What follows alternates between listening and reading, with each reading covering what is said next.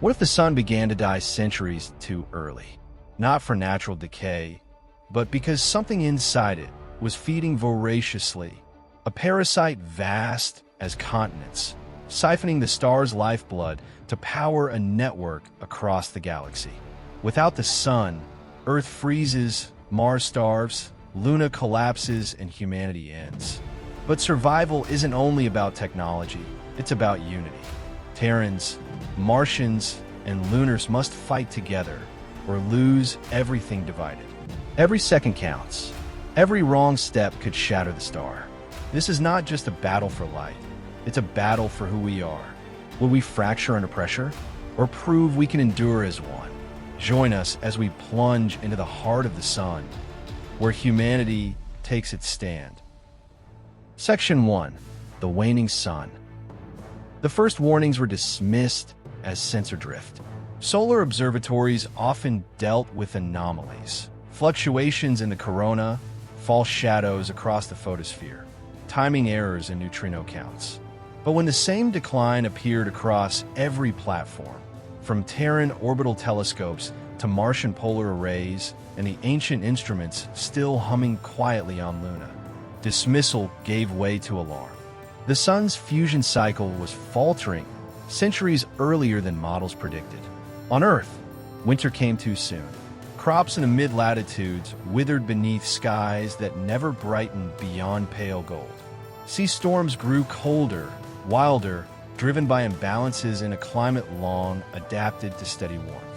Power grids strained as solar arrays delivered less each month, while orbital habitats rationed light with harsh efficiency.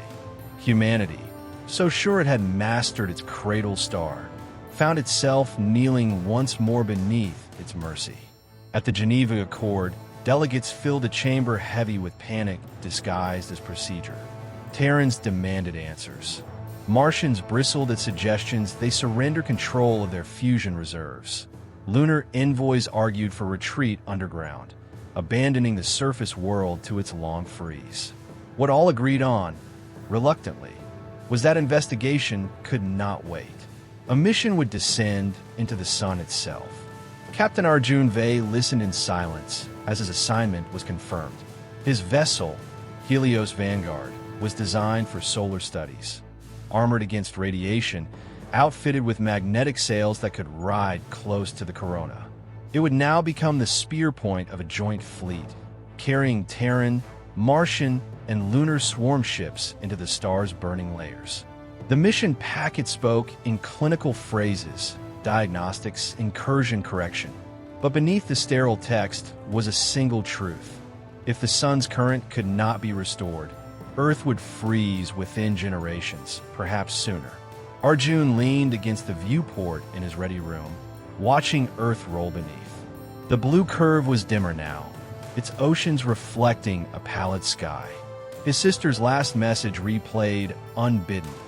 Fields failing in Punjab, children standing in frost where wheat should have risen. If the sun fails, so do we, she had written. He whispered her words aloud, tasting their weight. The order was given. Humanity would send its sons and daughters into the furnace. They would risk everything to reignite their star, or else carry home only the story of how the current died. Please do press that like button if you have enjoyed this story so far. That would mean a lot to me. Now back to the story. Section 2. Flotilla of Rivals. The Helios Vanguard slid into high orbit, its sails glinting like a dark halo against the fainting sun. Around it gathered the others. Martian cruisers with their crimson insignia sharp against black hulls, lunar cutters lean and angular, Terran frigates bristling with adaptive shields. It was less a fleet than a forced coalition, a flotilla stitched together by desperation rather than trust. Each ship carried not just equipment, but the pride and suspicion of the world it represented. Captain Arjun Vey could feel it in every transmission. The Martian commander, Colonel Idriskale, spoke with clipped authority, always reminding the channel of Mars independence. Lunar Admiral Sanaa Durrell answered with cool precision, her voice like a blade wrapped in velvet. The Terran representatives bickered among themselves, divided between defense ministries and corporate stakeholders, each one certain the mission should fall under their direction. Arjun alone was tasked with binding them together. On the command deck of Helios Vanguard, his crew worked with the same quiet professionalism they had carried since training. But he saw the tightness in their jaws, the sidelong glances when Martian voices cut across the channel. Aya's son, his chief navigator, muttered under her breath after a particularly arrogant remark from Kale. We're supposed to dance in plasma storms with people who can't even agree on a time code. Arjun did not answer. He was thinking of the swarm ships tethered to the flotilla, small vessels designed for surgical dives into the sun's layers.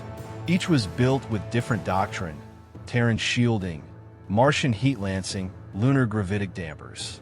Together they could reach depths no single nation could manage, but only if they synchronized perfectly. And synchronization demanded unity that did not exist. The first planning session proved it. In the hollow tank, the sun expanded as a roiling globe, its convection cells mapped in violent detail. Data from observatories showed strange voids twisting across the photosphere, like shadows of something burrowing beneath. Arjun laid out the mission phases: probe insertion, swarm descent, diagnostic readings, then corrective strikes if required. Kale interrupted. Correction protocols should be Martian-led. Our fusion arrays are the most advanced. Terran shields will only slow us down. Durell countered smoothly. Without lunar dampers, none of you will survive convection turbulence. This is not a race. It is surgery.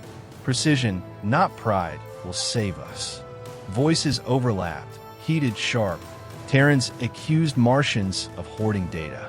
Martians accused Terrans of dragging their feet. Lunars threatened to abort if their technology was relegated to support roles. Arjun let it build for a moment, then slammed his hand on the console, cutting channels. The deck fell silent, startled by the crack of authority. Enough. The sun does not care for your banners. It does not care for borders. It is dying, and it will take every one of us with it if we cannot work together. So decide now, will you burn separately or survive together? The silence that followed was heavy, grudging. But for the first time, no one spoke over the other. Outside the viewport, the sun glared, dimmer than it should have been, as if listening. The flotilla of rivals circled, bound by fragile truce, waiting to dive into the heart of fire. If you have enjoyed this story so far, then please do subscribe and hit the bell icon to listen to more stories like this one. Let's get back to the story now. Section 3. Into the Furnace. The flotilla crossed the orbit of Mercury in disciplined silence, the sun swelling until it consumed the forward viewports. It should have blazed with white fury, but instead it looked weary, its corona ragged, its light thin and strangely cold. Plasma storms moved sluggishly across the surface, like muscles twitching in a dying body. To the crews staring out at it, the sight was worse than any battlefield. Their star, the one constant of human history, was failing before their eyes. Arjun stood on the command deck of Helios Vanguard, watching the solar shield layers deploy across the fleet. Thin lattices of magnetic fields shimmered faintly, forming sails that would deflect radiation into auroras trailing behind each ship. He felt the subtle shift as the vessel's hull groaned against the pressure of light itself, gravity's sails angling to ride the tides. Maintain alignment, he ordered. Once we cross the corona, there's no room for error. Probe drones were first. They darted ahead like silver insects, skimming through the outermost wisps of the sun's atmosphere. Their sensors fed back streams of data: temperature gradients, magnetic turbulence, neutrino counts. Aya's son hunched over her console, eyes darting as she translated the chaos into maps. Her voice was tight. Currents are fractured. It's as if something is diverting plasma flows, redirecting them into channels that shouldn't exist. The flotilla adjusted course, following the drones into turbulence. Great loops of magnetic force arched overhead, cathedral-sized arcs sparking with brilliance. Swarm ships peeled away from their carriers, unfolding like petals. Terran designs with reflective armor, Martian spears with ventral lances, lunar craft wrapped in gravitic veils that rippled like oil. Each moved into formation, a constellation of fragile vessels daring to trespass where no human had ever gone. Radiation alarms howled, hull plating thrummed. For a moment, the ships seemed to dissolve into the storm, shadows lost in the furnace. But the flotilla held. Pilot voices crackled across shared channels, reciting time codes, thrust corrections, heartbeats. Arjun added his own voice to the rhythm, steady and calm. Anchor to my mark. Count together. Breathe with the star. Then came the first anomaly. A probe vanished, not destroyed but swallowed. Its telemetry froze, coordinates fixed in a pocket of stillness no physics could explain. Seconds later, another probe skidded sideways, trapped in an invisible stream. Aya's breath caught. There's structure in here. Something is guiding the plasma. The hollow tank lit with new data, lines weaving across the convection zone like veins through flesh. They were too symmetrical, too purposeful. Arjun felt the chill of recognition. These were no natural fractures. They were conduits. Colonel Kale's voice cut across the channel, grim with vindication. I told you. This is no failure of physics. Something is feeding on our star. Arjun's jaw tightened. The descent had only begun, but already the truth pressed against them. The sun was not dying alone. It was being killed. Section 4. The parasite revealed. The deeper they fell into the sun's convection zone, the more undeniable it became. Plasma currents bent away from natural loops, pulled into vast spirals that coiled around an unseen core. It was like descending a great whirlpool. Their ships carried on torrents that had no right to exist. The Helios Vanguard shuddered against pressure that should have torn it apart, but the sails held, trembling like stretched skin in a gale. Then the veil parted. Aya's instruments caught it first, a silhouette rising through incandescent haze. At first it looked like geometry carved from absence, a region where plasma refused to flow. Then arcs of light slid across it, tracing outlines vast as continents. What emerged was not a single body, but a lattice, a structure the size of Earth's moon, threaded through with tendrils that burrowed into the sun's heart. The bridge went silent. Even the Terrans, so quick to argue, had no words. On the tactical display, the construct resolved into repeating forms. Hexagonal cells braced against each other, each one pulsing faintly as plasma streamed through them. The energy siphoned along the lattice did not dissipate. It vanished, funneled into channels that led outward, away from the star. Aya whispered, "It's draining the sun, feeding on it." Colonel Kale's voice came rough across the channel. "Not feeding, exporting. Look, vectors run past the corona. They're sending the current somewhere else." In the hollow tank, streams of plasma traced impossible paths into space, like arterial lines stretching beyond reach. Naomi felt her throat dry. If this lattice were mirrored in other systems, if stars across the galaxy were bound to it, then humanity was staring not at a single machine, but at part of a network spanning light years. Admiral Durrell broke the silence. "This is no accident. Someone built this. That someone had long since vanished, but their creation endured. Each hexagonal node glowed with a rhythm that felt deliberate, almost alive." The parasite shifted as the flotilla advanced, tendrils flexing, currents warping to steer them aside. It did not strike, but it did not ignore them. It regarded them the way an immune system might regard infection. "Recommend withdrawal," said one Terran delegate sharply. "This is far beyond our capacity." Arjun cut him off. "If we withdraw, the sun dies. Earth freezes. Mas stav, Luna kelapsis. We are out of choices. He turned to Aya, who was already modeling stresses in the lattice. Her face was pale but resolute. We could disrupt its rhythm, she said. If we burn into the joints, these nodal seams, we can force collapse. But we'll fight back. Kale almost smiled, grim and eager.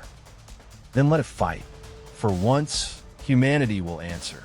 The flotilla's silence deepened into something harder, sharper. They were no longer explorers. They were intruders in an alien machine, standing between their star and extinction. And for the first time, humanity saw the enemy that would decide whether their sun lived or died. Section 5. Fault Lines. The discovery of the parasite should have united them. Instead, it fractured the flotilla further. In the tense hours after the first scans, channels overflowed with accusation. Terran envoys demanded immediate priority over data streams, claiming Earth population would bear the worst of the cooling. Martians countered with raw numbers, arguing their fusion reserve were the only reason humanity had endured this long. Lunar voices sharpened with scorn, insisting their precision dampers were all that kept the swarm ships intact in the storm.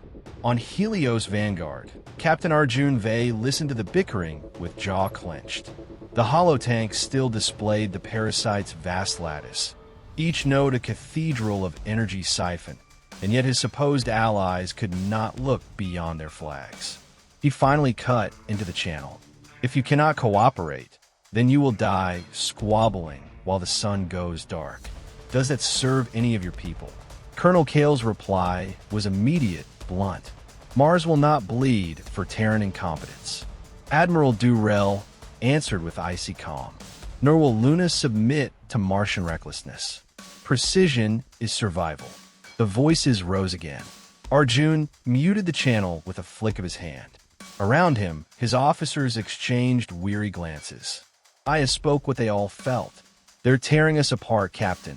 If we can't move as one, the parasite wins without lifting a finger. He stared at the lattice model, watching the flows spiral outward. Aya was right. The alien construct didn't need to attack them. Division would do the work. Later, in the privacy of his ready room, Arjun reviewed his sister's latest message.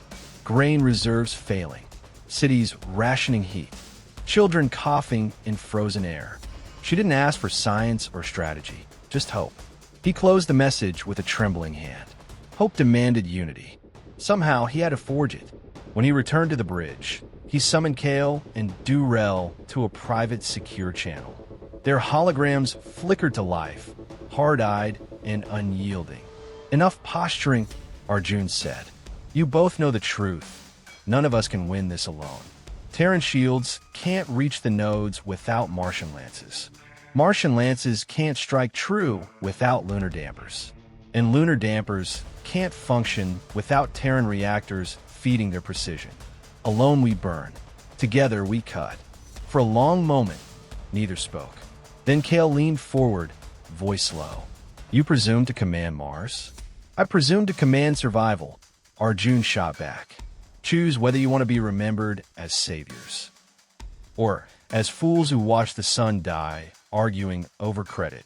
Durrell's expression softened first, though only slightly. If unity is survival, then unity must be enforced. I'll support coordination, but only if every ship answers to a single clock. Kale growled, but after a beat, he gave a curt nod. Then let be Vanguard's clock. No more excuses. Arjun exhaled, tension easing for the first time in hours. Fragile, imperfect, but a beginning. Beyond the viewport, the parasite pulsed steadily, indifferent to human politics. But for the first time, humanity had taken one step toward acting as one. Section 6. First Strike. The first attempt was meant to be a test, a shallow incision against one of the parasite's outer nodes, chosen for minimal resistance. Still, tension rippled through every deck as swarm ships slid into formation. Their sails shimmered against plasma winds, fragile arcs of human engineering daring to trespass within the lattice of an alien design. On Helios Vanguard, Arjun stood at the center rail, eyes fixed on the holotank. The target node glowed like a molten jewel in the convection sea, threads of plasma spiraling into its hexagonal ribs. Aya's voice carried over comms, calm but taut. Approach vector locked. Time on mark, 50 seconds. All ships anchor to Vanguard's clock. Across the channel came acknowledgments. Martian drawls, lunar precision, Terran grit. For once, the voices did not argue. 30 seconds, Aya said. Colonel Kale's cruiser surged forward, its ventral lance glowing white-hot. Behind it, Terran frigates projected shields to carve a tunnel through turbulence. Lunar cutters skimmed the edges, dampers flexing to stabilize the corridor. The choreography was imperfect, jittery, but it held. 10 seconds. Arjun gripped the rail, feeling the deck vibrate as Vanguard's reactors bled power into its sails. He let his voice cut across the net, steady and sure. Remember why you're here. For Earth. For Mosh. For Luna. For the sun itself. Strike true. The swarm dove. Kale's lance fired first, a column of fusion heat stabbing into the node. Terran frigates flared, amplifying the burn. Lunar cutters released gravitic pulses that twisted the lattice's symmetry. For a heartbeat, the alien construct writhed, energy surging chaotically. Aya shouted, "It's destabilizing." Then the node erupted. Plasma burst outward in a fountain of fire, a wound torn into the lattice. For the first time, humanity had scarred the parasite. But victory was short-lived. The lattice shivered, and new flows converged on the gap.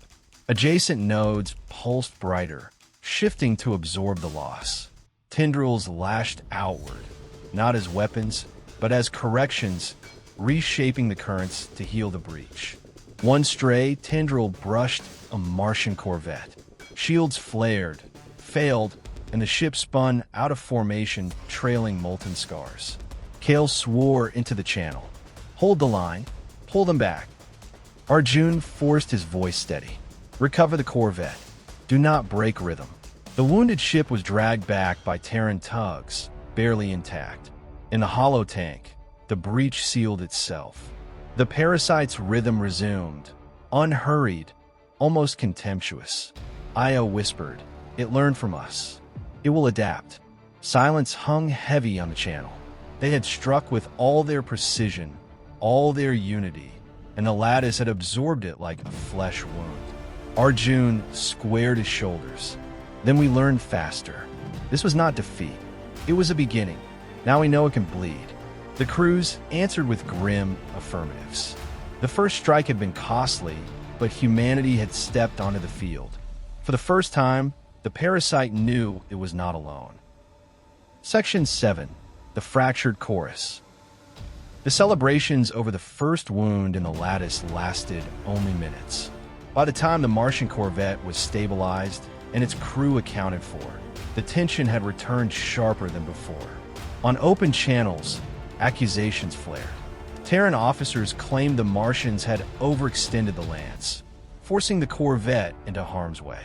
Martians fired back that Terran shielding was inconsistent, that their allies had faltered at the critical moment.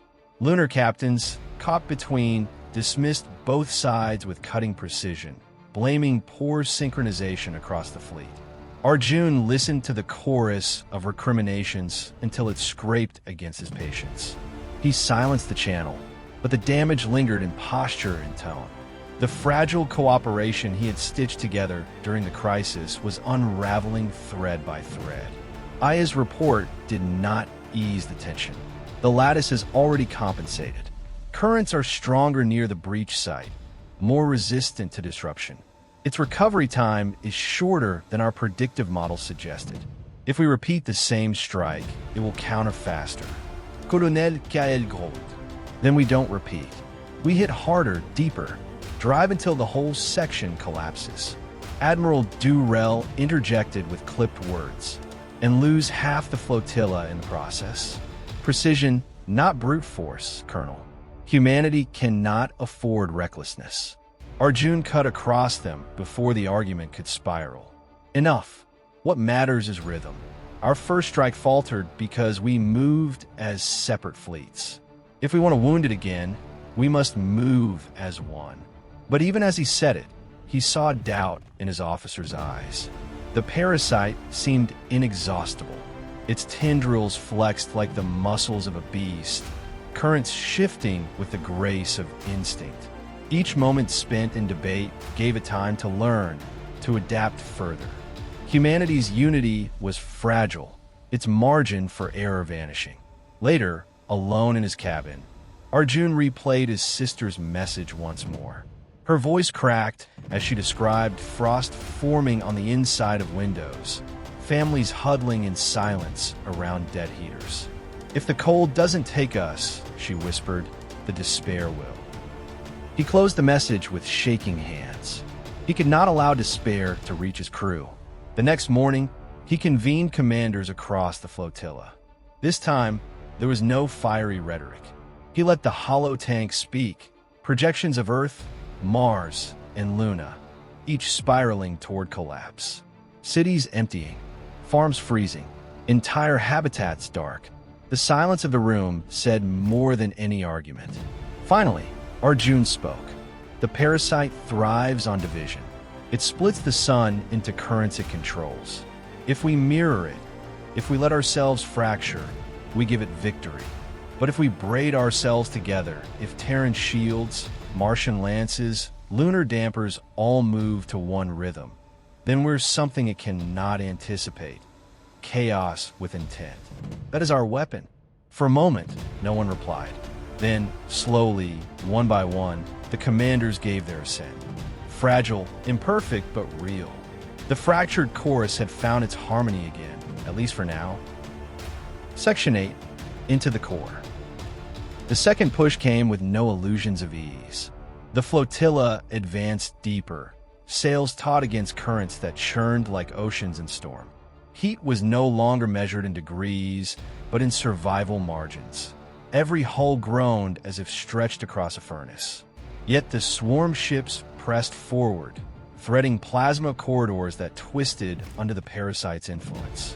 Aya stood, bent over her console, sweat running down her temple. Currents are funneling us inward. It's drawing energy to its core faster than before. On the tactical, the lattice unfolded like the anatomy of a living thing. Outer nodes receded as the flotilla slipped toward the heart, a swollen mass of hexagonal cells, larger than any Earth continent, glowing with unbearable intensity. Tendrils fed into it from every direction, siphoning streams of plasma that should have powered the sun's brilliance. Arjun felt the weight of what they were witnessing. This was not a simple parasite. It was a machine's symphony, tuned to cage a star and make it serve another purpose. His voice was quiet when he spoke. That's its heart. Colonel Kale's tone was harsher. Then, that is what we kill. But killing it was no simple matter.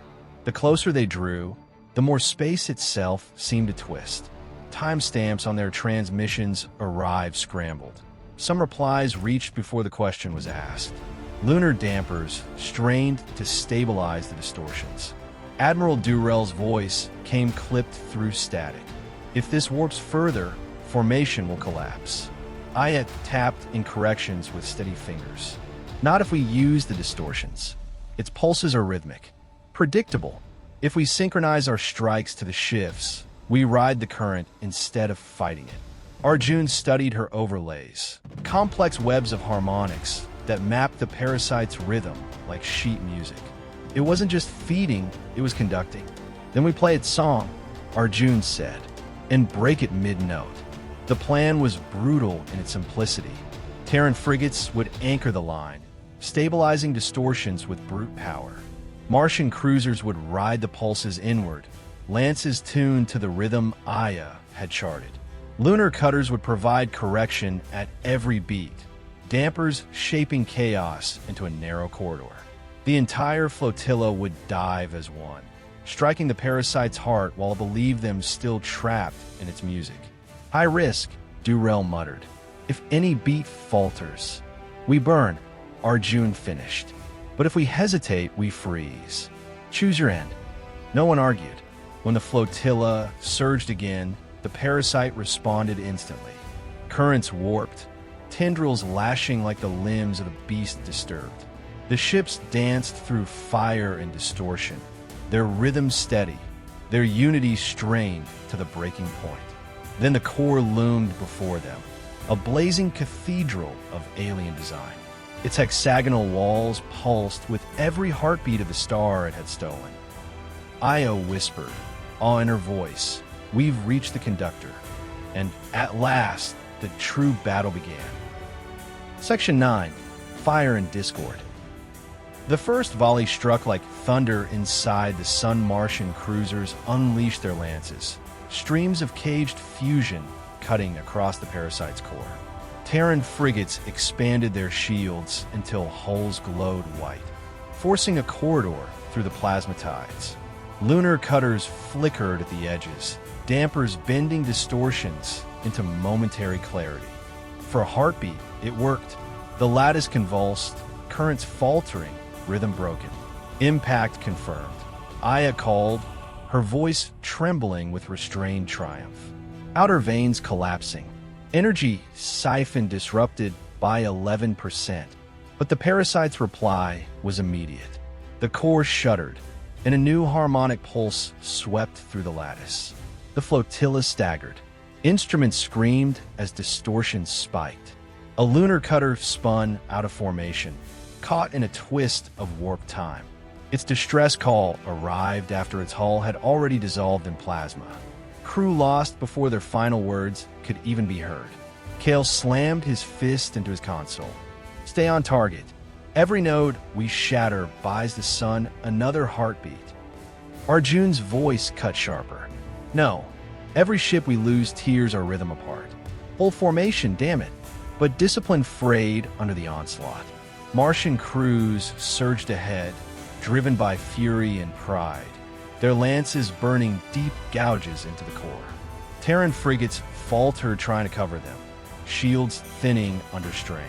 Durell's voice lashed the channel like a whip. You're overextending. Fall back, or you'll drag us all down.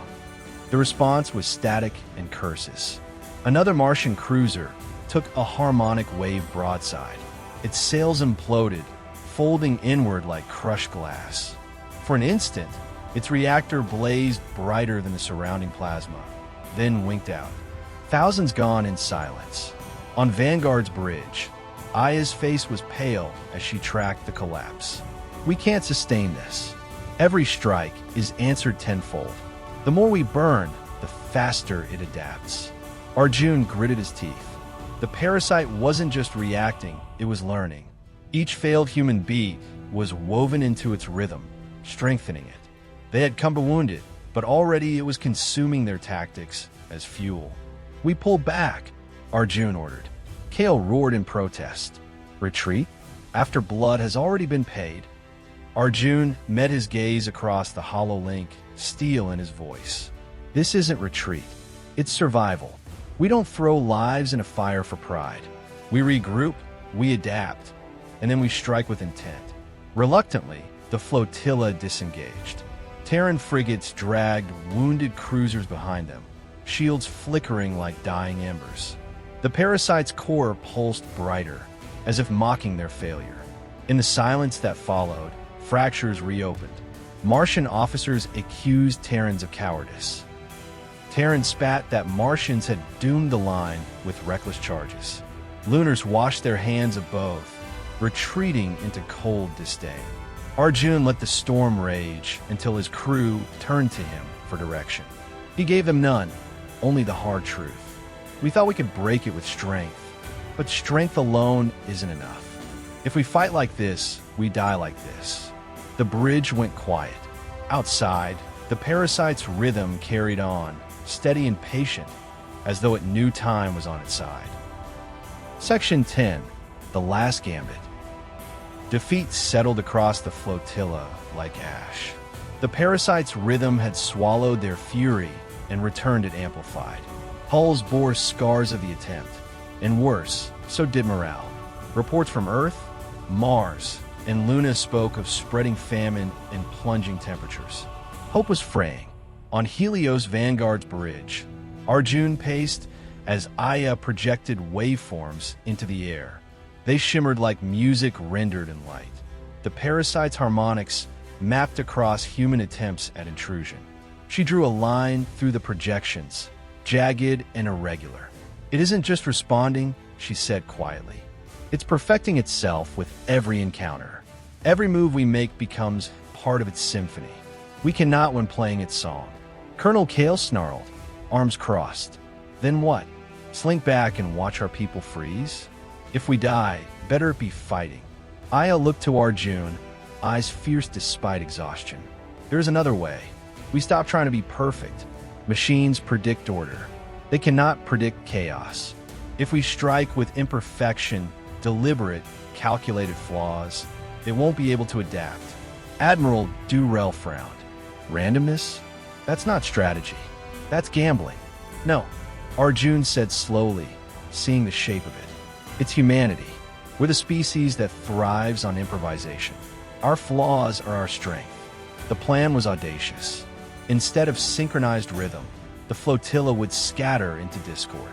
Terran frigates would vary shield bursts by fractions of a second. Martian lances would fire slightly offbeat, arcs bent into asymmetrical spirals. Lunar cutters would damp distortions unpredictably, creating unstable corridors that shifted mid-flight. The parasite would attempt to absorb the noise, but the noise would never repeat. "Chaos as a weapon," Arjun said. "We become something it cannot measure." The room was silent. Then Kale gave a wolfish grin. "Finally, a plan worth bleeding for." Durrell's lips thinned, but she inclined her head. "If precision cannot save us, perhaps imperfection will. I will lend my ships to this madness." Arjun turned to the fleet-wide channel, his voice carrying weight heavier than orders. "This is our gambit. We will not match its rhythm. We will shatter it with our own. Not as Terrans, Martians, or Lunars. As humans. Our flaws are our signature. Our chaos is our shield. Remember that when the fire closes in." Across the flotilla came acknowledgments. Hesitant at first, then stronger, swelling into a chorus. Aya adjusted the overlays, her hand steady. "I'll chart the boundaries of randomness, just enough to keep us from tearing ourselves apart. Beyond that, it's up to instinct." Arjun let his gaze sweep the bridge crew. They were exhausted, scarred, but still burning with defiance. "Then let's remind the universe what it means when humanity refuses to yield." The order went out. Swarm ships shifted into scattered orbits, sails glowing in the furnace light. For the first time, their formation looked less like a fleet and more like a storm. Imperfect, unpredictable, alive. And in the parasite's rhythm, Arjun swore he felt hesitation. Section 11. The Storm of Humanity. The flotilla erupted into chaos, but this time, chaos by design. Terran frigates pulsed shields erratically, bursts flaring early or late, leaving corridors jagged and unstable. Martian cruisers fired lances in crooked spirals, beams bending across improbable arcs. Lunar cutters wove dampening fields in mismatched harmonics, collapsing distortions one instant, amplifying them the next. To any machine intelligence, the pattern was meaningless static. To human instinct, it was a living storm. The parasite reeled. Its core pulsed faster, tendrils whipping currents to absorb the noise. But each adjustment meant only new unpredictability. Aya's voice cut across the channel, taut but electric. "It's failing to converge. Keep the rhythm broken. Don't let it stabilize." Colonel Kale's laughter rang over comms, wild and fierce. "Look at it choke on us." His cruiser twisted through plasma like a knife in water, firing lances offbeat, carving ragged scars across the core surface. But chaos came at a cost. Two Terran frigates clipped each other in the turbulence, shields collapsing in overlapping bursts. One tore open, venting crew into the inferno before rescue tugs could reach them. The fleet wavered, but did not break. Arjun's voice thundered over calms. Hold the storm. Every sacrifice drives the blade deeper. Outside, the parasite's core flared, fractures spiderwebbing across its hexagonal lattice. Energy bled uncontrolled, spilling into the convection zone in rivers of molten light. Aya shouted updates, words tumbling fast. Containment down 20%, 30, 40. It's unraveling. Then the parasite changed tactics. Instead of resisting, it began to mirror them. Nodes pulsed irregularly, tendrils lashing in pseudo-random bursts, a grotesque imitation of human chaos. Currents warped violently, scattering ships across the battlefield. Durel's voice was iron. It's trying to become us. Arjun's mind raced. Machines could imitate, but not innovate. Their strength was in unpredictability, in choices born of instinct and emotion. He opened a fleet-wide channel, voice low but unyielding. Don't think like machines. Don't think like soldiers. Think like humans. Remember the lives waiting in the cold. Remember the voices that asked for hope. Fight for them, not for perfection. And they did. Crews sang counterbeats into their comms, raw and discordant, weaving human noise into the storm. Old Martian chants mixed with Terran hymns, lunar tones with battlefield cries. It was chaos elevated into meaning, a signal no algorithm could replicate. The parasite faltered. Its mirrored pulses stumbled, failing to match the storm's living cadence. Aya cried out, fractures deepening. If we push now, the core collapses. Arjun gripped the rail until his knuckles whitened. Then this is the moment. All ships, pour everything you have. Bleed to dry. The flotilla roared into the fire, ships burning with fury and will. Their storm shredded the lattice, tearing tendrils apart, collapsing nodes into molten ruin. For the first time, the parasite's rhythm broke entirely. Its song ended in silence. Section 12, Dawn of Unity. The parasite's heart convulsed, light spilling in uncontrolled torrents. The lattice shattered node by node, its geometry collapsing into molten ruin. Tendrils writhed in their death throes, trying to claw plasma back into order, but the rhythm was broken. Humanity's storm had silenced the symphony. Aya's voice cracked as she read the data. Energy siphon falling, 70%, 90%, it's gone. The sun is reclaiming itself. Across the flotilla, crews erupted in ragged cheers. Terran frigates flashed lights in salute. Martian cruisers howled old war cries. Lunar cutters sent bursts of harmonics across the comms. For one moment, all voices rose together, not as rivals, but as survivors. The parasite did not go quietly. Its core pulsed one last surge, a final convulsion of stolen power. It swept across the flotilla, tearing through shields, battering hulls. Vanguard's decks buckled, alarms shrieked. Arjun braced against the rail, teeth clenched. Hold steady. This is its death cry. Outlasting. For long minutes, the storm raged. Ships staggered, shields flared to collapse, reactors strained. But then silence. The pulse faded. The parasite dissolved into plasma, its lattice reduced to glowing ash adrift in the convection sea.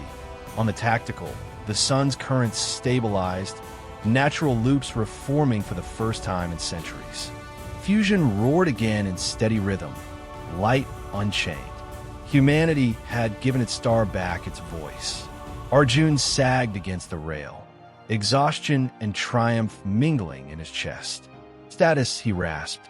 Aya's smile was weary but radiant. The sun will live. Earth will warm. Mars and Luna will see dawn again. The fleet's losses were heavy.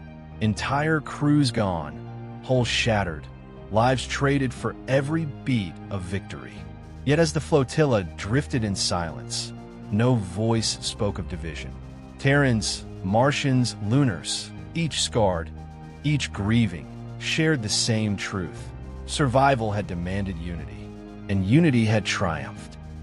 Later, as recovery began, Arjun addressed the fleet. His voice carried not as a captain, but as a witness to history. Today, we faced a machine built to consume stars. We broke it not with perfection, but with defiance. Not as fragments, but as one. Let this be the lesson we carry forward. Unity is not a choice, but the cost of survival. Division is death, but together, humanity endures. No cheers followed, only a solemn silence heavy with respect. Across the flotilla, crews bowed their heads, honoring the fallen and the star that still burned because of them. When Earth received the transmission, the world wept. Cities lit their fires again. Families emerged from frost-shadowed homes. For the first time in years, dawn rose with warmth. And above it all, the sun blazed steady. A promise kept, a reminder etched into history. Humanity had entered the furnace and returned, scarred but unbroken. The dying current was no more. The age of division had ended in fire. The age of unity had begun in light. Please do press that like button if you have enjoyed this story, and also please do subscribe and hit the bell icon to listen to more stories like this one. That would mean a real lot to me. Now go ahead and listen to your next story here.